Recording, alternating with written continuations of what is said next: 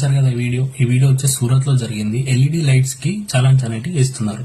ఎందుకంటే మనకు షోరూమ్ నుంచి వచ్చిన ఎల్ఈడీస్ కాకుండా బయట మార్కెట్ లో కొనుక్కొని ఎల్ఈడీస్ ఫిక్స్ చేస్తారు కదా, వాళ్ళకి రోడ్డు కనిపిస్తలేదని చెప్పేసి ఇంకో 2 ఎక్స్ట్రా లైట్స్ ఫిక్స్ చేసుకునే వాళ్ళకి వీళ్ళందరికీ చలాన్స్ అనేటివి పడతాయి. సో ఎల్ఈడి లైట్స్ ఎవరైతే ఫిక్స్ చేస్తారో బయట షోరూమ్ కాకుండా వాళ్ళందరికీ చలాన్స్ అనేటివి పడతాయి.